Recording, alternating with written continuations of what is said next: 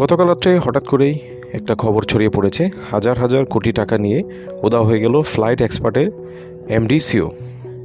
তো flight expert হচ্ছে যে যারা অনলাইনে ঘরে থেকে টিকিট কাটে বিভিন্ন দেশে যাওয়ার জন্যে। টিকিট এখানে অন্যান্য দেশের টিকিটের তুলনায়, অন্যান্য এজেন্সি টিকিটের দামের তুলনায় এখানে তুলনামূলকভাবে অনেক দাম কম পাওয়া যায়।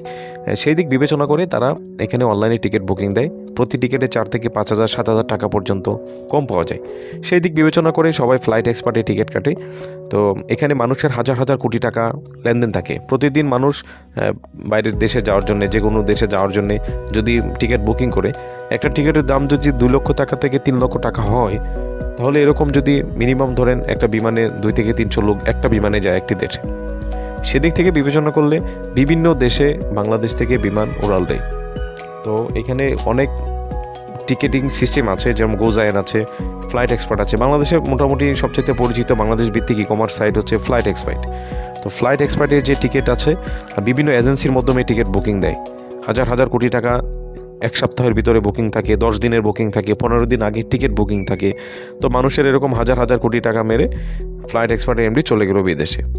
এখন কি হবে, যে বাইরের যে এজেন্সিগুলো আছে, যাদের মাধ্যমে সাধারণ মানুষ টিকিট কাটে, তারাও তো এই ফ্লাইট এক্সপার্টের উপর নির্ভর। এখন সাধারণ মানুষ টাকা দিল এজেন্সির কাছে, এজেন্সি টাকা জমা দিল কোথায়? ফ্লাইট এক্সপার্টের কাছে। এখন কি হলো, হাজার হাজার কোটি টাকা উধাও হয়ে গেল। এখন সাধারণ মানুষ প্রেশার দিবে ফ্লাইট এক্সপার্ট এজেন্সির কাছে।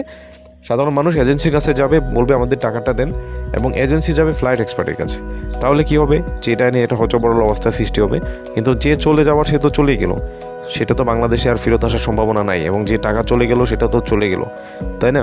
তো আমাদের এখানে গভর্নমেন্টের যে স্টেপগুলো নেওয়া দরকার, সেটা হচ্ছে প্রতিটা অনলাইন টিকিটিং বা যে কোনো কমার্সিং প্ল্যাটফর্মটা সরকারের নিজস্ব তত্ত্বাবধানে নেওয়া উচিত বলে আমরা মনে করি। তো সর্বশেষ পরিস্থিতি কী হবে আমরা বলতে পারছি না। সকলেই আমাদের সাথে থাকুন, দেখতে থাকুন। ধন্যবাদ সবাইকে।